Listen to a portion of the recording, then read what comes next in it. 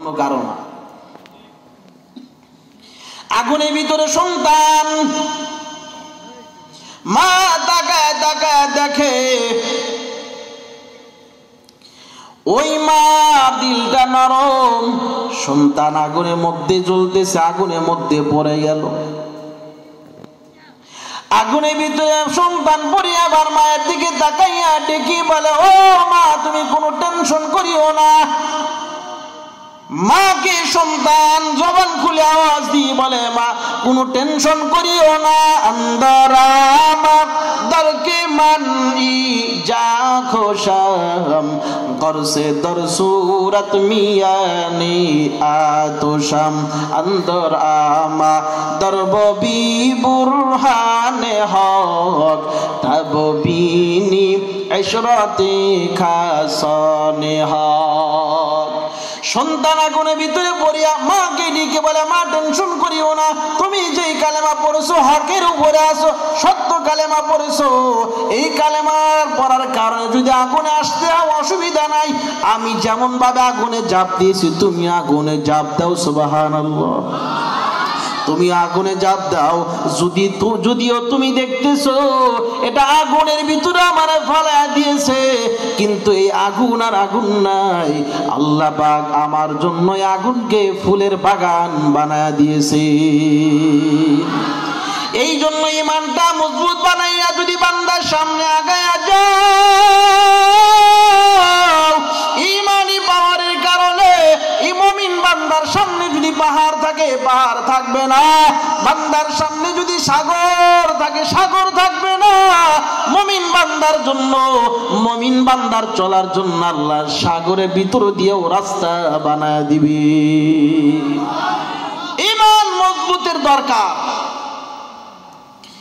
আল্লাহ আমাদের সকলের ঈমানকে মজবুত বানায় দেন। 4 গুণওয়ালা মানুষেরা জান্নাতে। 1 নাম্বার ঈমান, 2 নাম্বার গুণের নাম হলো নেক আমল। নেক আমলের বিস্তারিত আলোচনার সময় নাই, সংক্ষেপ হলো নেক আমল বলা হয় করণীয় কাজগুলো করা, বর্জনীয় কাজগুলো ছেড়ে দেওয়ার নাম হলো নেক আমল। আমরা মনে করি শুধু নামাজ রোজা হজ যাকাত আদায় করলাম তো আমি নেককার হয়ে গেলাম। নো, হজ যাকাত করলাম, নামাজ পড়লাম, তাসবিহ পড়ি, কোরআন পড়ি, আমি নেককার বুজুর্গ না। নেককার হলো তিনি যিনি আল্লাহর করণীয় কাজ যেগুলো আদেশ করছেন সেগুলো করে, আর যেগুলো নিষেধ করছেন যে এই কাজগুলো করা যাবে না সেগুলো ছেড়ে দেয়, সে হলো নেককার। নামাজও পড়ে আবার সুদও খায়, তাহলে কি নেককার? রোজাও রাখে আবার মিথ্যা কথাও কয়, নেককার। হজও করে এদিকে সুদও খায়, একদিকে নেকির কাজ একদিকে গুনাহ কাজ, নেককার না।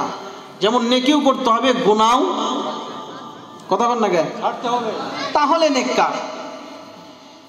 এই নেক আমল বিন্যাতে আল্লাহ বলেন, ঈমান আর নেক আমল নিয়ে যদি কবরে যাও, আল্লাহ পাক বলেন বান্দা 2টা গুণ নিয়ে যদি কবরে আসতে পারো তোমার জন্য ঠিকানা হলো জান্নাতুল ফেরদাউস।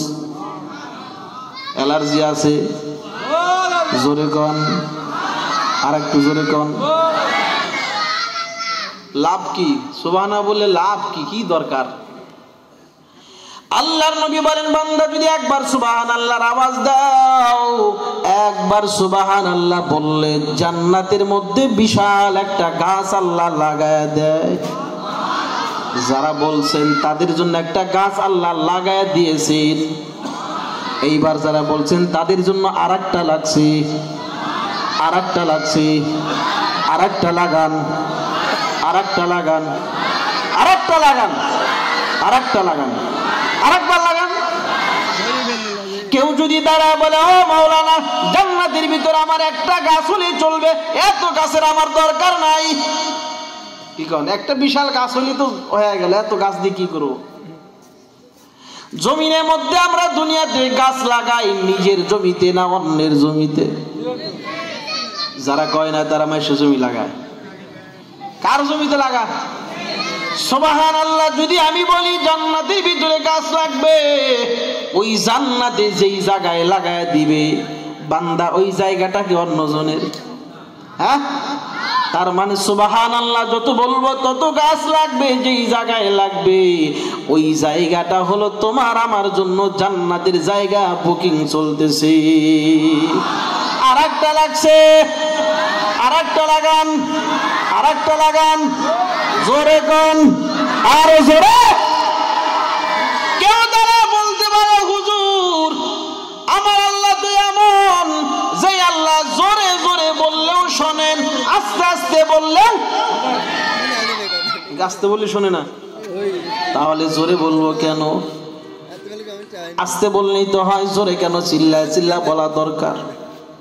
এর বান্দা এখানে জোরে আওয়াজে সুবহানাল্লাহ আলহামদুলিল্লাহর আওয়াজ দিব, আমার আওয়াজটা যত দূর পর্যন্ত যাবে আর যত মাখলুক শুনবে, এই মাখলুক গুলো হাসরের ময়দানে তোমার আমার জন্য সাক্ষী হয়ে দাঁড়ায় যাবে। আর একটা লাগছে, আর একটা লাগান, জোরে কোন, আর একবার কোন, আর একবার, আরো জোরে, আল্লাহু আকবার। লাগাবেন তো গাছ, লাগাবেন? আচ্ছা, 2 নাম্বার গুণের নাম হলো নেক আমল।